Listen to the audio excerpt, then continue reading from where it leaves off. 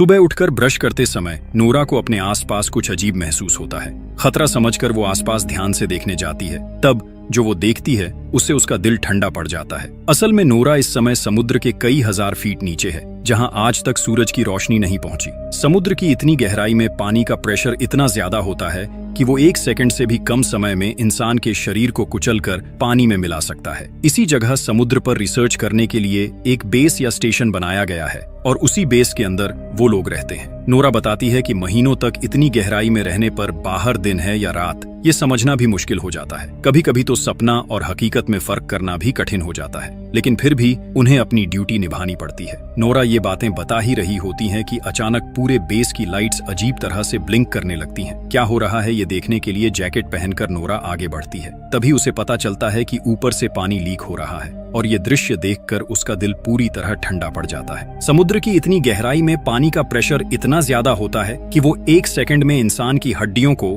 Powder की तरह कुचल सकता है। लेकिन नोरा इसके बारे में ज्यादा सोच भी नहीं पाती कि अचानक बेस की दीवार टूट जाती है और अंदर पानी घुसने लगता है। अपनी जान बचाने के लिए नोरा पूरी ताकत से दूसरे कॉरिडोर की तरफ दौड़ने लगती है और सो रहे दूसरे क्रू मेंबर्स को जगाने की कोशिश करती है। ऐसा खौफनाक मंजर देखकर वहां मौजूद सभी लोग चिल्लाते हुए नोरा के पीछे दौड़ने लगते हैं। काफी कोशिश के बाद वो लोग एक दूसरे रूम तक पहुंच जाते हैं, लेकिन उस रूम के डोर का सिस्टम फेल हो चुका होता है, इसलिए वो किसी भी तरह लॉक नहीं हो रहा था। समय बर्बाद किए बिना नोरा जल्दी से अपने हाथों से उस डोर के सिक्योरिटी सिस्टम को ठीक करने लगती है। तभी वो देखती है कि कई क्रू मेंबर्स पानी से लड़ते हुए अपनी जान बचाने के लिए उनकी तरफ दौड़ रहे हैं। नोरा चिल्लाकर उन्हें और तेज दौड़ने के लिए कहती है, लेकिन डोर तक पहुंचने से पहले ही समुद्र का पानी उन्हें पूरी तरह निगल लेता है। ये भयानक दृश्य देखकर उनमें से एक नोरा से कहता है कि जल्दी से डोर बंद कर दो, वरना सब मर जाएंगे। आखिरकार नोरा फिर से बटन दबा देती है और आखिरी पल में जोरदार आवाज के साथ गेट बंद हो जाता है। कुछ ही सेकंड में सब कुछ फिर से अजीब तरह से शांत हो जाता है। थोड़ी देर बाद उनका एक साथी रोड्रिगो कहता है कि शायद कोई बड़ा भूकंप आया होगा, वरना ऐसा होना मुश्किल है। इसके बाद वो लोग कंट्रोल रूम से संपर्क करने की कोशिश करते हैं, लेकिन वहां से कोई जवाब नहीं आता। मतलब कंट्रोल रूम से उनका पूरा संपर्क टूट चुका था। उसी समय उन्हें एक दिल दहला देने वाली अजीब आवाज सुनाई देती है। उन्हें लगता है जैसे बेस के बाहर कोई बहुत बड़ा रहस्यमय ऑब्जेक्ट पानी के अंदर हिल रहा है और अपने तेज नाखूनों से बेस की दीवारों पर वार कर रहा है। खतरा बढ़ सकता है, ये सोचकर नोरा और रोड्रिगो देर किए बिना एस्केप पॉड्स की तरफ निकल पड़ते हैं। टूटे फूटे बेस के अंदर से गुजरते हुए वो किसी तरह सर्वर रूम तक पहुंचते हैं और खराब हो चुके कम्युनिकेशन सिस्टम को ठीक करने लगते हैं। लेकिन तभी वही डरावनी तेज आवाज फिर से पास से सुनाई देती है। अब उन्हें शक होने लगता है कि ये कोई सामान्य भूकंप नहीं हो सकता। नोरा सिस्टम का डेटा चेक करके देखती है कि पूरा बेस ताश के घर की तरह टूटकर गिर चुका है। सिर्फ कुछ ही हिस्से किसी तरह टिके हुए हैं। इसके बाद नोरा और रोड्रिगो एस्केप पॉड की तरफ जाने के लिए आगे बढ़ते हैं। टूटे फूटे बेस के अंदर से रेंगते हुए वो लोग रास्ता खोजने की कोशिश करते हैं। तभी पीछे से कोई दर्द भरी आवाज में चिल्लाता है, मुझे बचाओ। नोरा पीछे मुड़कर देखती है कि उनका साथी पॉल मलबे के नीचे दबा हुआ है। नोरा और रोड्रिगो मिलकर काफी कोशिश के बाद उसे बाहर खींच लेते हैं। अब तीनों मिलकर एस्केप की तरफ बढ़ने लगते हैं। आगे का रास्ता इतना तंग हो चुका होता है कि उन्हें रेंगते हुए आगे बढ़ना पड़ता है। सबसे आगे नोरा होती है। अचानक उसकी नजर एक डेड बॉडी पर पड़ती है। उस आदमी की आंखें अभी भी खुली हुई थीं और उनमें इतना डर था कि लगता था मरने से ठीक पहले उसने कोई बहुत डरावनी चीज देखी थी। ये दृश्य देखकर उनके मन में डर बैठ जाता है कि शायद समुद्र की गहराई में कोई भयानक चीज जाग चुकी है जो इंसानी कल्पना से भी बाहर है। काफी मुश्किलों के बाद वो लोग आखिरकार पॉड रूम तक पहुंच जाते हैं, लेकिन पॉड रूम में पहुंचकर उनके पैरों तले जमीन खिसक जाती है क्योंकि वहां एक भी एस्केप पॉड नहीं बचा था। वहां सिर्फ कैप्टन लूसियन खड़े थे, लेकिन डोर लॉक होने की वजह से वो अंदर फंसे हुए थे। नोरा किसी तरह बाहर से डोर खोल देती है। बाहर आने के बाद कैप्टन बताते हैं कि जितने भी पॉड्स थे उनमें बाकी क्रू मेंबर्स को पानी की सतह की तरफ भेज दिया गया है। अब उन्हें किसी भी तरह सबमर्सिबल रूम तक पहुंचना होगा। नोरा कैप्टन से कहती है कि पूरा बेस लगभग नष्ट हो चुका है। उन्हें ये भी नहीं पता कि कितने लोग अभी जिंदा हैं या वो खुद बच पाएंगे भी या नहीं। नोरा फिर कैप्टन से पूछती है कि आखिर ये सब हो क्या रहा है, क्या ये सच में भूकंप है या कुछ और। कैप्टन कहते हैं कि अपनी जिंदगी में उन्होंने पहली बार ऐसा कुछ देखा है, लेकिन अब उन्हें मिलकर इस स्थिति का सामना करना होगा। इसके बाद वो लोग कंट्रोल रूम की तरफ जाते हैं, जहां एमिली और स्मिथ पहले से ही बाहर की दुनिया से संपर्क करने की कोशिश कर रहे थे,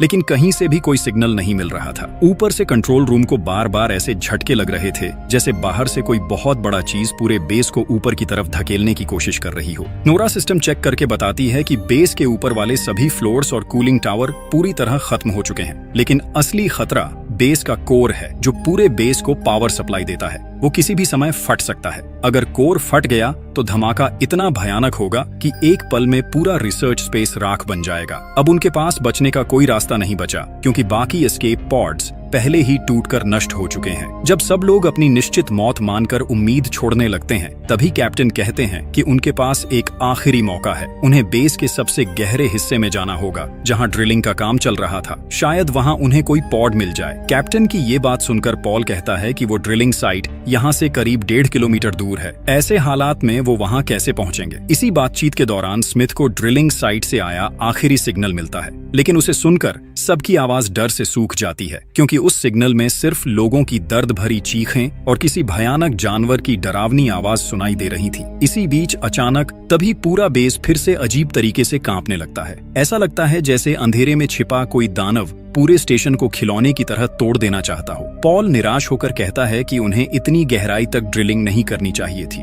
शायद उन्होंने किसी ऐसे शैतान को जगा दिया है जिसे छेड़ना ही नहीं चाहिए था। कोई और रास्ता न होने की वजह से सब लोग भारी अंडरवाटर सूट्स पहन लेते हैं। अब ये सूट्स ही उनकी जिंदगी की आखिरी उम्मीद थे। लेकिन जैसे ही वो समुद्र की गहराई में कदम रखते हैं, अचानक रोड्रिगो के हेलमेट में दरार पड़ जाती है। पानी के भयानक प्रेशर से पलक झपकते ही उसका पूरा शरीर फटकर चकनाचूर हो जाता है। अपने साथी की ऐसी दर्दनाक मौत देखकर कोई भी खुद को संभाल नहीं पाता। नोरा जब इस काले गहरे समुद्र की तरफ देखती है तो उसे लगता है कि ये सन्नाटा अंतरिक्ष से भी ज्यादा डरावना है। साथी को खोने का दुख और मौत का डर लेकर वो किसी तरह कार्गो लिफ्ट की छत पर कूदते हैं और उसके अंदर घुस जाते हैं। तब कैप्टन सबको बताते हैं कि उन्हें जितनी जल्दी हो सके इस बेस से दूर जाना होगा, क्योंकि ये किसी भी समय ज्वालामुखी की तरह फट सकता है। इसके बाद लिफ्ट उन्हें लेकर समुद्र की ओर भी गहराई में उतरने लगती है। तभी लिफ्ट की स्क्रीन पर किसी पॉड से मदद का सिग्नल दिखाई देता है। कैप्टन जल्दी से लिफ्ट रोक देते हैं और पॉल व स्मिथ को कहते हैं कि जो भी ये सिग्नल भेज रहा है उसे ढूंढ कर लाओ। दोनों फिर से भारी अंडर वाटर सूट्स पहनकर पानी में उतर जाते हैं, लेकिन बाहर इतना घना अंधेरा होता है कि सूट की लाइट से भी ठीक से कुछ दिखाई नहीं देता। आगे बढ़ते हुए स्मिथ को महसूस होता है कि अंधेरे में कोई चीज शायद उनका पीछा कर रही है।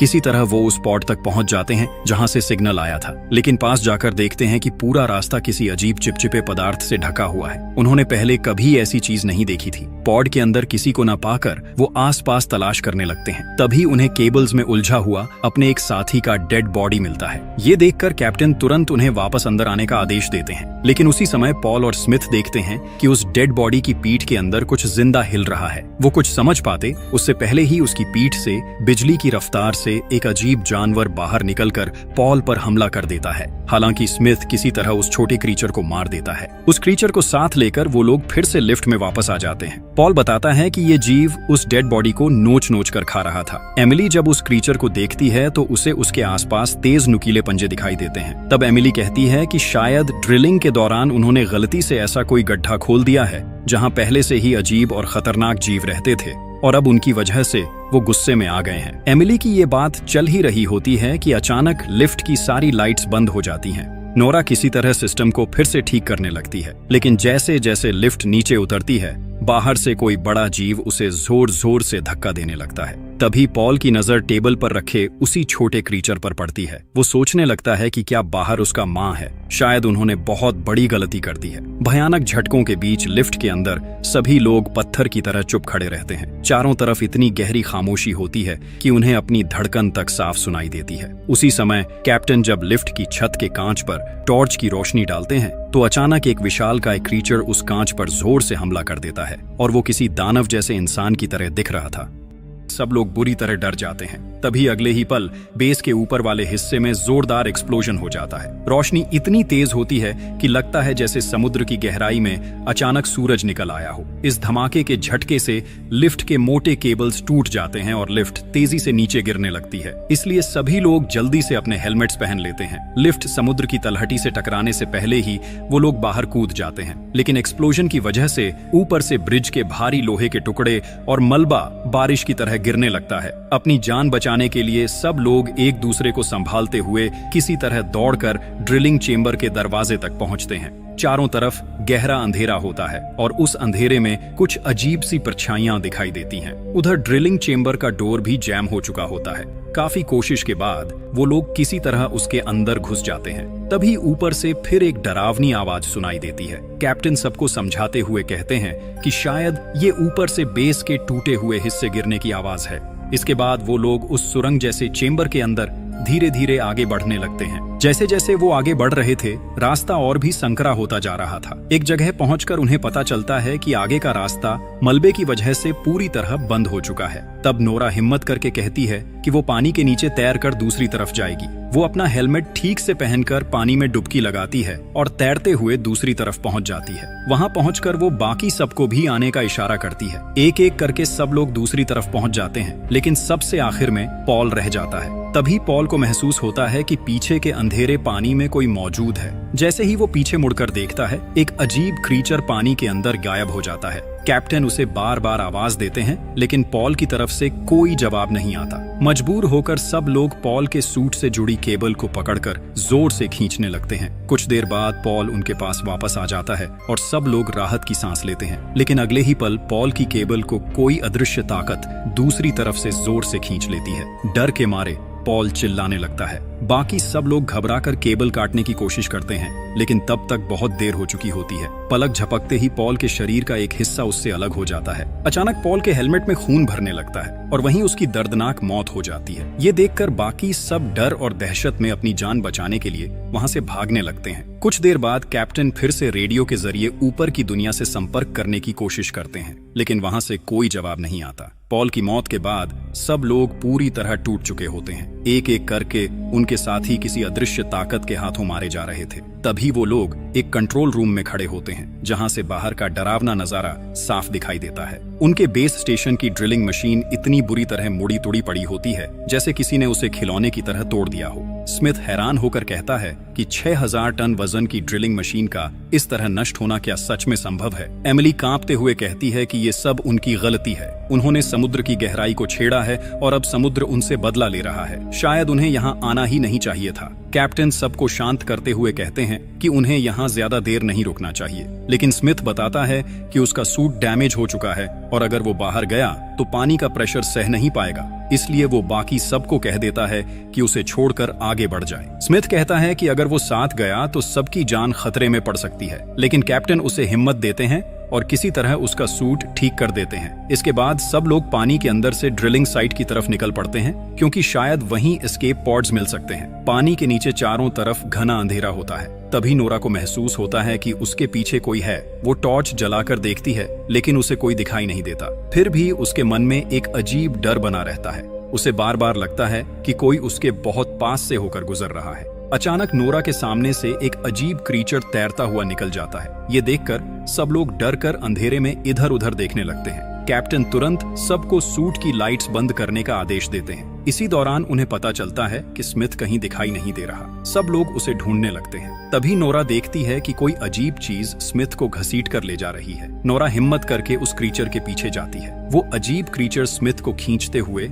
एक संकरी गुफा के अंदर ले जाता है। कैप्टन बिना एक पल गंवाए उसी गुफा के अंदर घुस जाते हैं। काफी अंदर जाने के बाद कैप्टन को स्मिथ मिल जाता है। किस्मत से स्मिथ अभी जिंदा होता है। कैप्टन उसे खींचकर बाहर ले आते हैं, लेकिन थोड़ी देर बाद कैप्टन को याद आता है कि स्मिथ की गन गुफा के अंदर ही रह गई है। इसलिए वो फिर से गुफा के अंदर जाकर गन निकालने लगते हैं, लेकिन जैसे ही वो वापस लौटने लगते हैं, गुफा की गहराई से एक भयानक मॉन्स्टर अचानक निकलकर कैप्टन को पकड़ लेता है और ऊपर की तरफ खींचने लगता है। कैप्टन के सूट की केबल में फंसने की वजह से नोरा भी उसके साथ ऊपर की तरफ खींचने लगती है। पानी के अंदर संघर्ष करते हुए कैप्टन और वो अजीब क्रीचर एक बड़े प्लेटफॉर्म पर जा टकराते हैं। प्लेटफॉर्म के किनारे कैप्टन को लटका हुआ देखकर नोरा उसे बचाने की कोशिश करती है। तभी वो भयानक क्रीचर फिर से उनके सामने आ जाता है। वो इतना विशाल होता है कि लगता है जैसे वो इस दुनिया का ही जीव नहीं है। वो अपना विशाल मुंह खोलकर नोरा के हेलमेट को निगलने की कोशिश करता है। उसी समय कैप्टन अपनी नाइफ निकालकर उस मॉन्स्टर पर वार करते हैं। दर्द से तड़पकर वो क्रीचर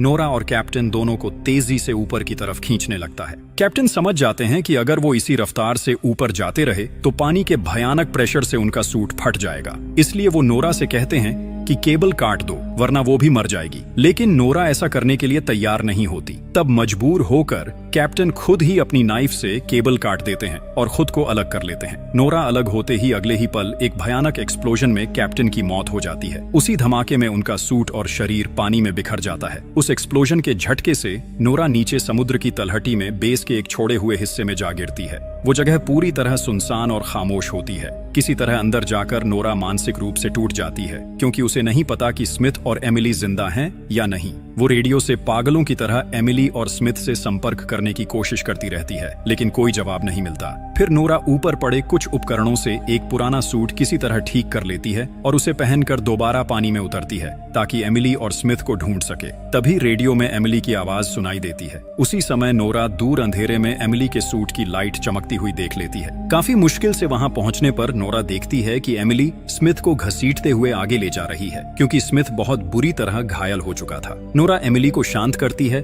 और दोनों मिलकर स्मिथ को खींचते हुए उस गहरे अंधेरे की तरफ बढ़ने लगते हैं। चारों तरफ माहौल बहुत डरावना होता है। हर पल ऐसा लगता है जैसे कोई भयानक परछाई छिपकर उन्हें देख रही हो। कई साथियों को खोने के बाद आखिरकार वो लोग ड्रिलिंग साइट तक पहुंच जाते हैं, लेकिन वहां पहुंचकर खुश होने की बजाय वो और ज्यादा घबरा जाते हैं, क्योंकि ड्रिलिंग साइट के मेन गेट तक पहुंचने के लिए बीच में एक पुल जैसा रास्ता पार करना पड़ता है, और उस पूरे पुल पर हजारों खतरनाक क्रीचर्स गहरी नींद में पड़े हुए होते हैं। अगर उन्हें मेन गेट तक पहुंचना है तो इन्हीं क्रीचर्स के बिल्कुल पास से गुजरना पड़ेगा, और अगर उनमें से एक भी जाग गया तो पल भर में हजारों जानवर उन्हें फाड़ कर खा सकते हैं। कोई और रास्ता न होने की वजह से वो धीरे धीरे आगे बढ़ने लगते हैं, लेकिन बदकिस्मती से एक क्रीचर अचानक जाग जाता है और नोरा पर हमला कर देता है। नोरा चिल्लाकर एमिली से कहती है कि वो तुरंत वहां से भाग जाए। वो क्रीचर अपना विशाल मुंह खोलकर नोरा को निगलने की कोशिश करता है, लेकिन नोरा डरने के बजाय हिम्मत दिखाती है और अपनी गन से उस क्रीचर के पेट के अंदर गोली मार देती है। दर्द से तड़पते हुए वो क्रीचर वहीं मर जाता है। इसके बाद नोरा उसका शरीर चीरकर किसी तरह बाहर निकल आती है, लेकिन तब तक आसपास के बाकी सारे मॉन्स्टर्स जागने लगते हैं। ये देखकर नोरा अपनी गन रिलोड करने ही वाली होती है कि अचानक वो देखती है कि जिस प्लेटफॉर्म पर ये क्रीचर्स उल्टे लटके हुए थे वो पूरा हिस्सा ऊपर उठकर अंधेरे में गायब हो जाता है। उसी समय नोरा सामने वाली बिल्डिंग के ऊपर एक विशाल छाया खड़ी देखती है। जब वो उस छाया पर गोली चलाने के लिए ध्यान से देखती है तो उसके दिल की धड़कन लगभग रुक जाती है। उसके सामने एक दानव जैसा समुद्री राक्षस खड़ा होता है। वो इतना विशाल था कि उसके सामने 50 मंजिला बिल्डिंग भी खिलौने जैसी लगती थी। अपनी जान बचाने के लिए नोरा पूरी ताकत से मेन गेट की तरफ दौड़ने लगती है। वो विशाल मॉन्स्टर अपने पैर से पुल पर इतनी जोर से हमला करता है कि लगता है जैसे पानी के नीचे कोई परमाणु बम फट गया हो। उस धमाके के झटके से नोरा दूर जाकर गिरती है और बेहोश हो जाती है। अगले ही पल एमिली नोरा को खींचते हुए मेन गेट के अंदर ले आती है और जल्दी से दरवाजा बंद कर देती है। स्मिथ, नोरा और एमिली किसी तरह अंदर आ तो जाते हैं, लेकिन खतरा अभी खत्म नहीं हुआ था। वो विशाल मॉन्स्टर पूरे ड्रिलिंग साइट बिल्डिंग को जमीन से उखाड़ने की कोशिश करने लगता है। किसी तरह वो लोग आगे बढ़ते हुए पॉड रूम तक पहुंच जाते हैं। वहां कुल 3 पॉड्स होते हैं। नोरा जल्दी से चेक करती है और पता चलता है कि उनमें से सिर्फ 2 ही ठीक से काम कर रहे हैं। इसलिए बिना समय गंवाए नोरा और एमिली पहले स्मिथ को एक वर्किंग पॉड में बैठाकर ऊपर की तरफ भेज देते हैं। इसके बाद नोरा एमिली से कहती है कि वो दूसरे पॉड में बैठ जाए, लेकिन एमिली समझ जाती है कि बाकी बचा पॉड खराब है, इसलिए वो नोरा को अकेला छोड़कर जाने के लिए तैयार नहीं होती। तब नोरा उसे समझाते हुए कहती है कि स्मिथ के साथ उसका पूरा भविष्य है, इसलिए उसे जाना ही होगा। एमिली रोते हुए कहती है कि नोरा को जरूर वापस आना होगा, वो उसका इंतजार करेगी। ये कहकर नोरा एमिली का पॉड लॉन्च कर देती है। अब पूरे बेस में सिर्फ नोरा ही अकेली बची होती है। उसी समय पॉड रूम की कांच की दीवारों पर बाहर से छोटे छोटे क्रीचर्स हमला करना शुरू कर देते हैं। नोरा सिस्टम चेक करती है और देखती है कि हजारों अजीब क्रीचर्स स्मिथ और एमिली के पॉड्स का पीछा कर रहे हैं। नोरा गहरी सांस लेकर बेस के पावर कोर को अपने हाथों से ओवरलोड कर देती है। इससे पूरे बेस स्टेशन का सेल्फ डिस्ट्रक्ट मोड चालू हो जाता है। कुछ सेकंड की काउंटडाउन खत्म होते ही वहां भयानक एक्सप्लोजन हो जाता है। ये धमाका इतना ताकतवर होता है कि वो विशाल समुद्री मॉन्स्टर भी इससे बच नहीं पाता। उसके साथ साथ बाकी सारे क्रीचर्स भी आग में जलकर खत्म हो जाते हैं। इस तरह नोरा अपनी जान कुर्बान करके अपने दोनों साथियों की जिंदगी बचा लेती है। बाद में न्यूज में दिखाया जाता है कि ड्रिलिंग साइट से 2 क्रू मेंबर्स को जिंदा बचा लिया गया है, और इसी के साथ कहानी खत्म हो जाती है। ये कहानी दिखाती है कि जब इंसान प्रकृति की सीमाओं को पार करने की कोशिश करता है तो प्रकृति उसे कड़ा सबक सिखाती है।